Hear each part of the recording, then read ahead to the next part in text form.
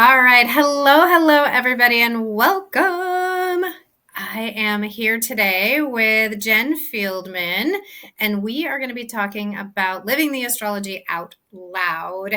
This is part of a bigger series that I'm doing here, and my intention with this is so that you can get an idea of practical and tactical ways you can apply the astrology in your everyday life. If we have not met before, I am Sherry Moyes, Moonside astrologer, intuitive business mentor, and your cosmic guide to curating the most important astrological data for you and your business. Welcome, Jen. Thank you. Very excited to be here. So, Jen is a human design coach and does business strategy for women entrepreneurs. And she and I have been biz besties here for a little bit and have a lot of connections and in common. And I wanted to bring her on because as we're talking about the Mercury cycle in particular, Jen's experience, and she's been messaging me about some ways that she's been looking at this. So I thought it would be great to have. Now, Jen has Mercury natally direct in her chart, and I'm going to be talking to some folks who have it retrograde natally. So anyways, welcome, Jen. And I thought we would start with, what inspired you to start living the astrology out loud, as I lovingly call it? So, part of it was even from the first time I ever met you and just learning a little bit about my own astrology and some of the chaos that I happen to have been going through with a reverse nodal return. But then seeing how things felt more aligned, even when I just started looking at my content in terms of the lens of what's going on in the greater collective with astrology, and seeing alignment is so important to me as someone who works with human design. So seeing all that click up then had me really interested in looking at the year and planning out almost like the highlights, like what's going to be happening during the year. What are some things I can think about during, X amount of time where the energy is supporting it. And I am not somebody who likes to plan ahead. And I have 80 planners that are not filled in. And, planning in January always makes me not happy. So really that was kind of some of the first impetus. And then eventually seeing like, okay, here's how things will look for the year. It really allows me to like in some respects play to my own strengths. So I know Cancer season is not my friend personally. I'm never.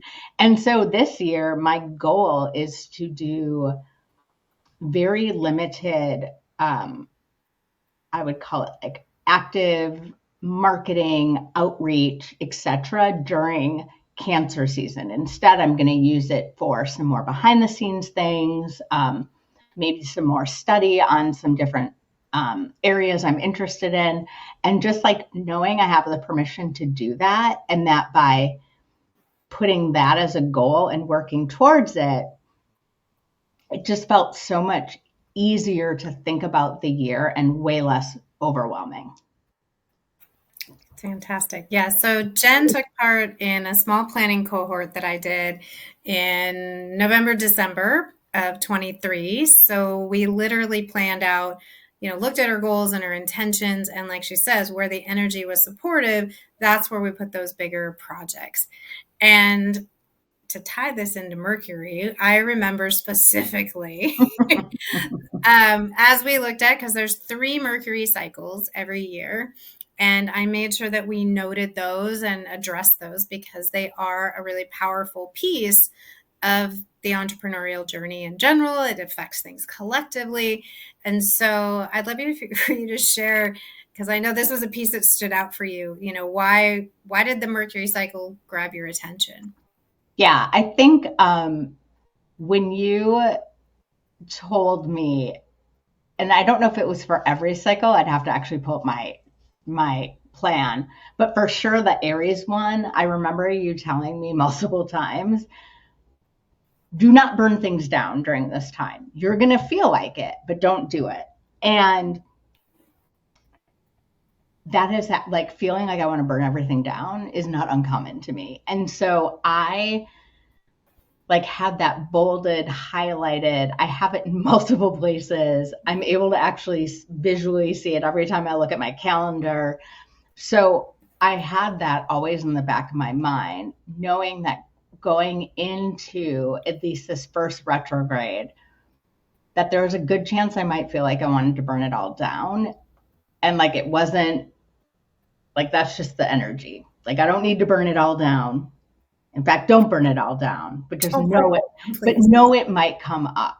So yeah, I've been watching for that sucker. And I think there's all this, hype about like Mercury retrograde is going to, destroy the world half the time. And I just don't I don't know. I don't subscribe to that anymore in terms of like, oh, it's the worst thing that can happen. But I understand like, cool, I should check all my tech during Mercury retrograde. Yeah.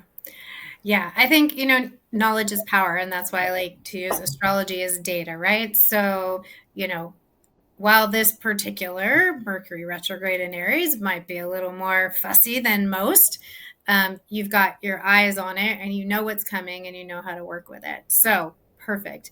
So we're going to come back again in a part 2 here. And I want to talk about like actual practically and tactically how you're addressing the fact that like probably not necessarily, do you want to launch or not launch during Mercury retrograde?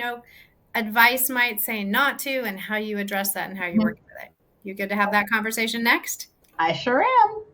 All right. Well, we will be back. So check out part 2 video where we dive into more practical and tactical and look at exactly how Jen's using the Mercury guidance to work with her upcoming launch. Stay tuned.